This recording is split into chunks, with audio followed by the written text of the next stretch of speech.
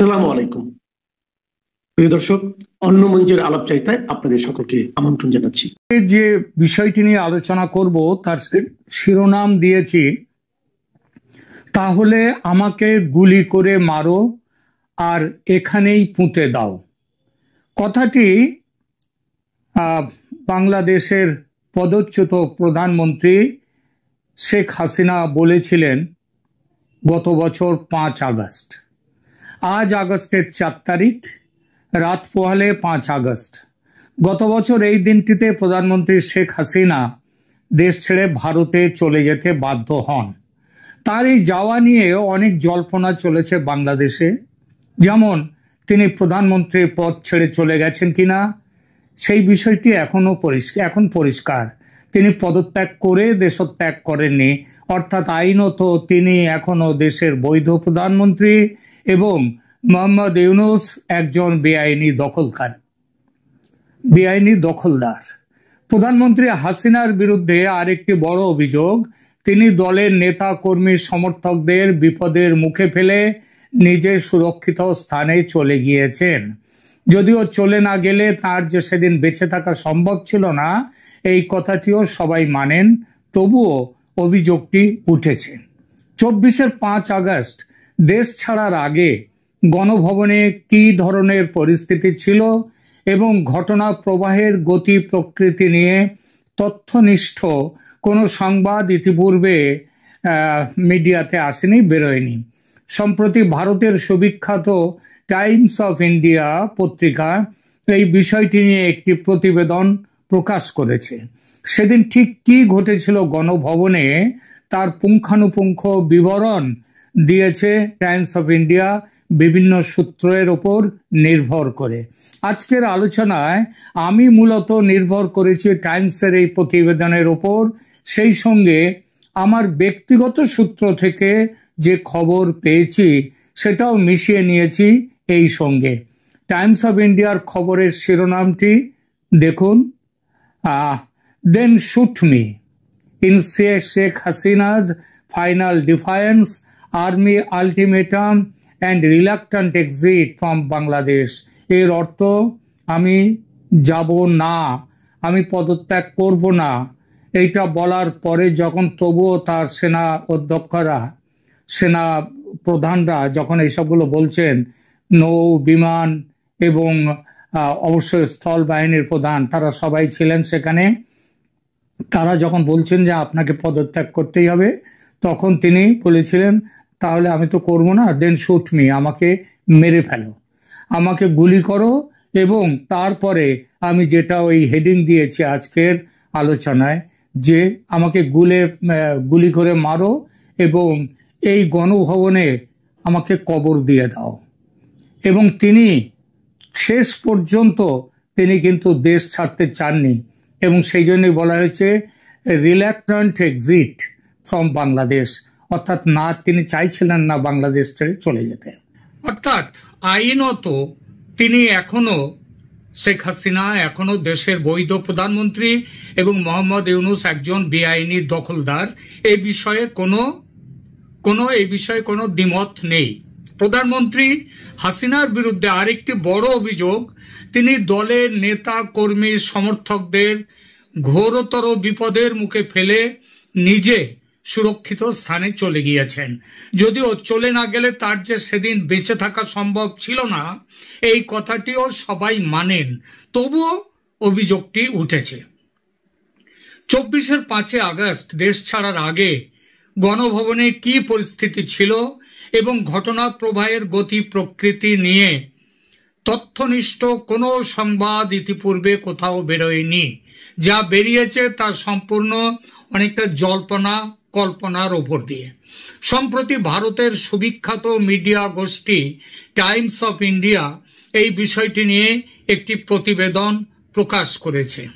আজকের আলোচনায় আমি মূলত নির্ভর করেছি টাইমসের এই প্রতিবেদনের ওপর, সেই সঙ্গে আমার ব্যক্তিগত নির্ভরযোগ্য সূত্র থেকে পাওয়া কিছু খবরের ওপর। টাইমস অফ ইন্ডিয়ার খবরের শিরোনামটি দেখুন কি লেখা আছে।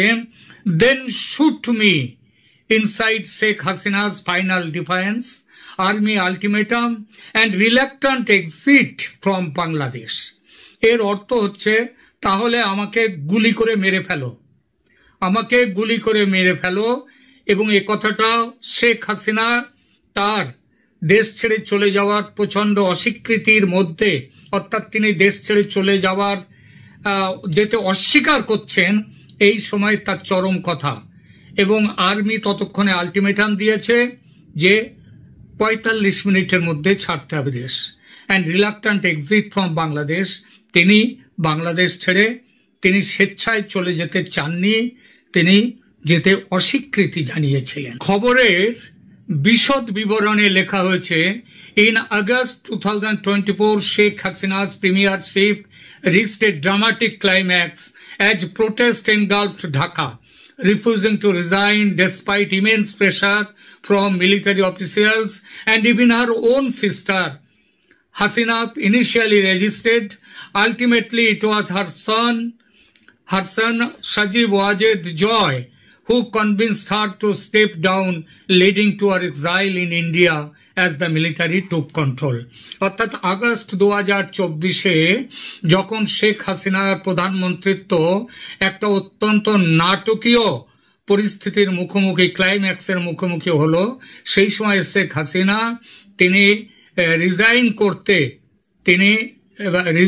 করতে চাননি, অর্থাৎ তিনি নিজে পদত্যাগ করতে চাননি, despite immense pressure from military officials, অর্থাৎ আর্মি তাকে প্রচন্ড চাপ দেওয়া সত্ত্বেও তিনি কিন্তু কখনো তিনি পদত্যাগ করতে চাননি। পরবর্তীকালে আর্মি তাহলে মিথ্যে কথা বলেছিল। আর্মি সেখানে বলেছিলেন যে শেখ হাসিনা তিনি পদত্যাগ করে সেই দিনই বিকালে আর্মি চিফ জেনারেল ওয়াকারুজ্জামান তিনি সংবাদ সম্মেলন, যেটা 2টোর সময় করবার কথা ছিল, সেটা পিছিয়ে গিয়ে 4টের সময় করা হয়, এবং তখন তিনি বলেন যে শেখ হাসিনা পদত্যাগ করে, তিনি খবর পেয়েছেন তিনি পদত্যাগ করে দেশ ছেড়ে চলে গেছেন, এই কথা বলেছিলেন। তাহলে আর্মি সেদিন কিন্তু মিথ্যে কথা বলেছিল। আর্মি অর্থাৎ শেখ হাসিনা পদত্যাগ করেননি। আর পদত্যাগ করেননি এই কথাটা পরবর্তীকালে যখন উঠলো, তার পদত্যাগ পত্র কোথায়, এই প্রসঙ্গটি নিয়ে যখন উঠল, তখন বাংলাদেশের রাষ্ট্রপতি জনাব সাহাবউদ্দিনও বলেছিলেন তিনি পদত্যাগ করেছেন, এমন কোনো কাগজ, কোনো পদত্যাগ পত্র তার কাছে নেই, তিনি পাননি কখনো, তিনি বলেছেন। তার মানে তিনি পদত্যাগ করেননি, এবং পদত্যাগ না করেই তাকে দেশ ছেড়ে চলে যেতে বাধ্য করা হয়েছিল। তিনি প্রথমে রাজি ছিলেন না, তার বোন বারবার তাকে অনুরোধ করা সত্ত্বেও তিনি রাজি হননি। তারপরে তার পুত্র রাজি করাবার চেষ্টা করবার পরে তিনি সেখান থেকে বেরিয়ে যান। আমরা সেদিনের, এটা তো তার পুত্রে তার যেটা করেছিলেন এই যে ঘটনাটা, এবং তারপরে তিনি যে বলেছিলেন যে ওই কথাটা যে বলেছিলেন, then shoot me and bury me here in Ganabhaban, এই কথাটা বলেছিলেন সিনিয়র আর্মি অফিসারদের, তাদেরকে বলেছিলেন যারা ওকে পদত্যাগের জন্য বলছিলেন। উনি বলছিলেন আমি পদত্যাগ করব না, তেমন হলে আমাকে গুলি করে মারো, এবং গুলি করে মেরে এখানে গণভবনে আমাকে পুঁতে দাও।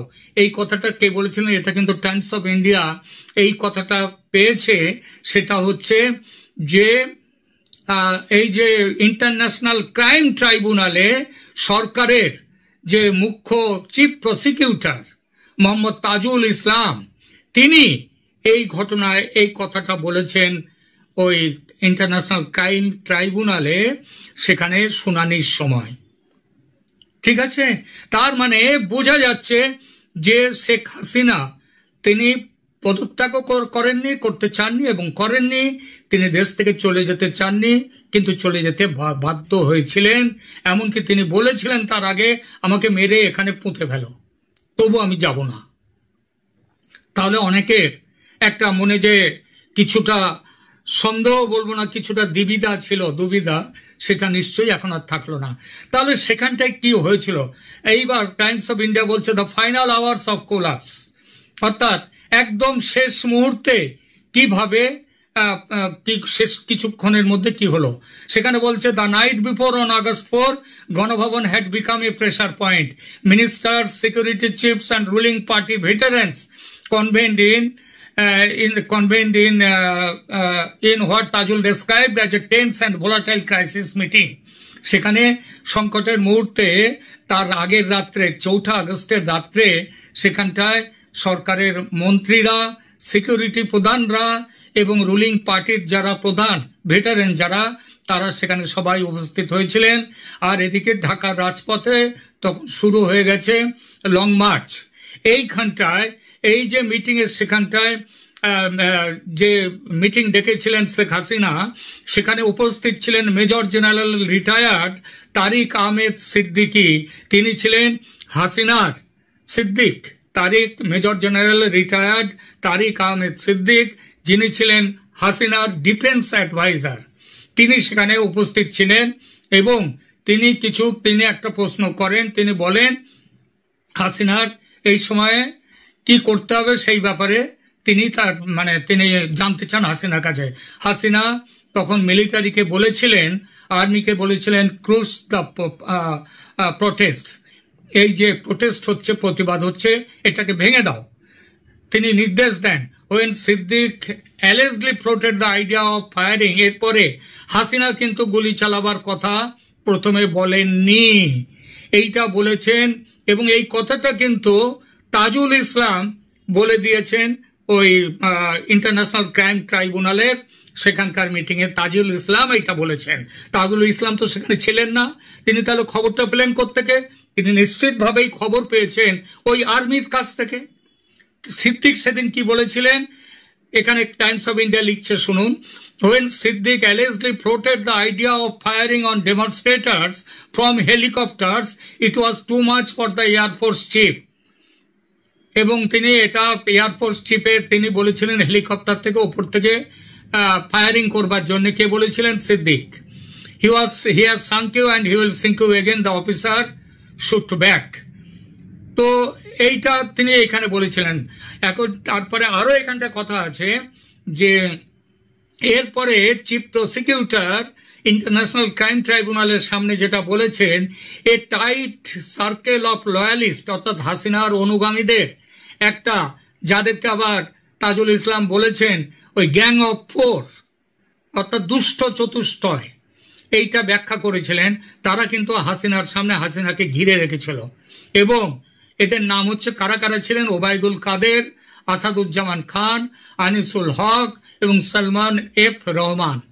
তারা হাসিনাকে বলেছিলেন আপনি পদত্যাগ করবেন না, ডোন্ট রিজাইন।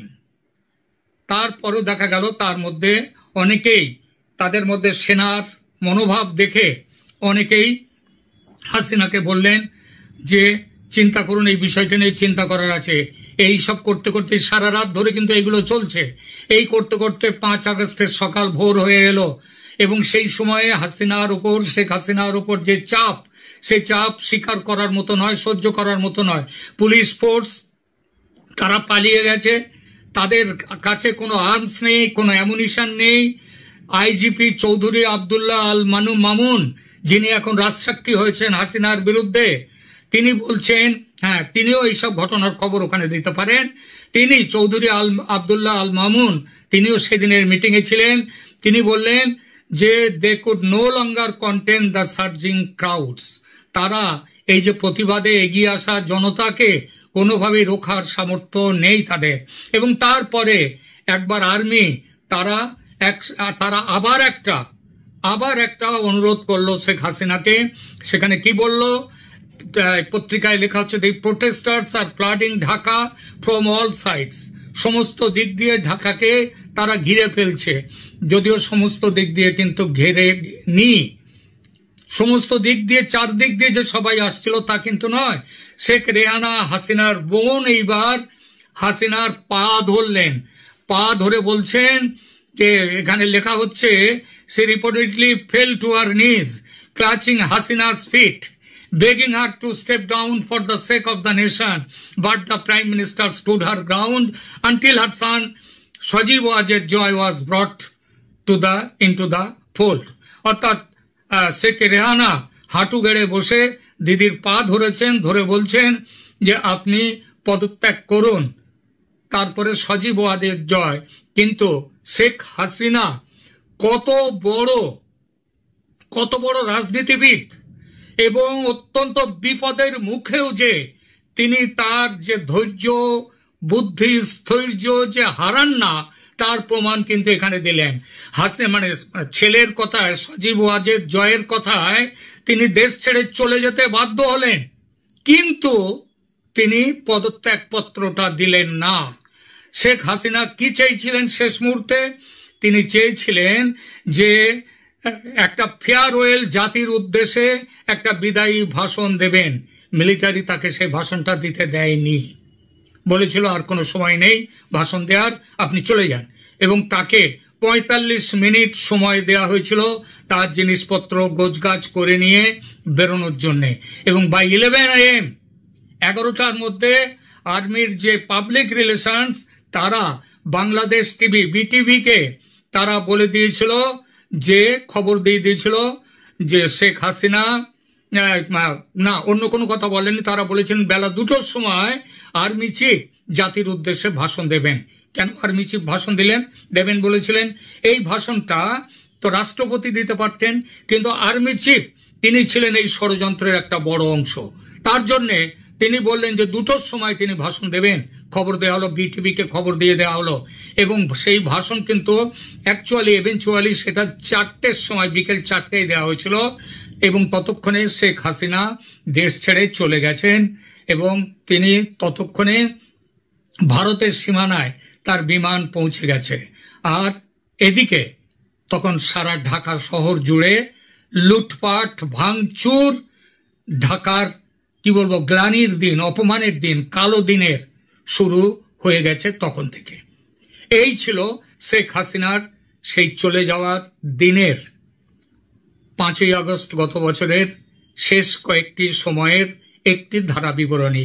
আশা করা যায় এর মধ্যে থেকে এমন অনেক বিষয় উঠে এসেছে যেটা দেখলে বোঝা যাবে শেখ হাসিনা কাউকে ছেড়ে চলে যেতে রাজি হননি, তিনি মৃত্যুর জন্য প্রস্তুত ছিলেন।